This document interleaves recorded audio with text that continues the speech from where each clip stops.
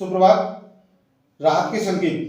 Corona महामारी के अंत की शुरुआत हो सकता है ओमिक्रॉन वेरिएंट। यानी जो ओमिक्रॉन वेरिएंट है वो है कोरोना महामारी है, उसके अंत की शुरुआत माना जा रहा है।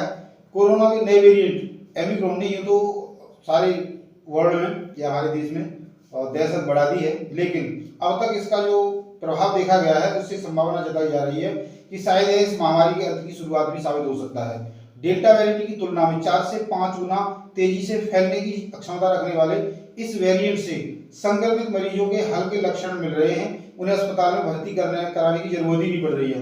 इन तथ्यों को देखते हुए केंद्रीय स्वास्थ्य मंत्रालय के कई अधिकारी अनौपचारिक बातचीत में इस कोरोना महामारी के खत्म होने की शुरुआत के तौर पर स्वीकार कर रहे हैं। हालांकि भारतीय चिकित्सा अनुसंधान परिषद के महानिदेशक डॉक्टर बलराम भार्गव किसी निष्कर्ष पर पहुंचने से पहले 3-4 हफ्ते तक इंतजार करने की बात कह रहे हैं। इन भार्गव का ये कहना है। कोरोना प्रबंधन से जुड़े अधिकारी ने कहा कि ओमिक्रॉन के नए स्वरूप में सामने आया है कि कोरोना तेजी से फैल रहा है, लेकिन अभी तक मेरे डाटा से साफ हो गया है कि इस क्रम में यह पहले की तुलना में कम घातक रह गया है। इससे लोग आसानी से संक्रमित तो हो जाएंगे लेकिन बीमार नहीं होंगे। उन्होंने कहा कि महामारी का खत्म इसी प्रकार होता है, यानी जो महामारी है इसी प्रकार से खत्म होती है। जैसा कि हम जानते हैं, जब आप दीपक जलाए होगा भी तो देखा होगा, जब दीपक बुझने को होता है तो उसकी जो ज्वाला होती है, लौ होती है, वो तेजी से भड़बड़ाती है, फिर एकदम खत्म हो जाती है। ऐसे ही इसका अंत मान रहे हैं।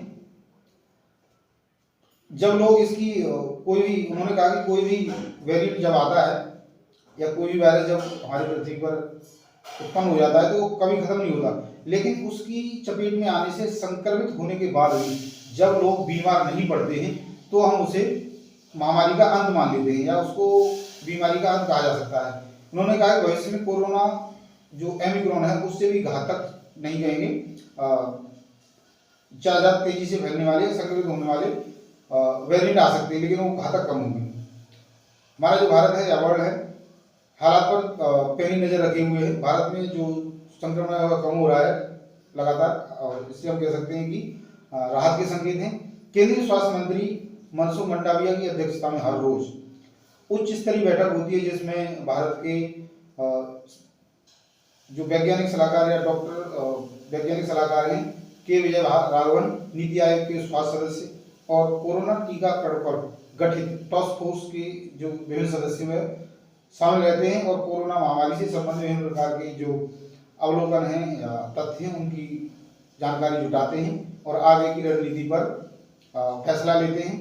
तो इस प्रकार से हम कह सकते हैं कि जो कोरोना महामारी है उसकी अंत की शुरुआत हो सकता है ओमिक्रॉन, लेकिन इसका मतलब ये नहीं कि हम अपने आप को असुरक्षित रखें।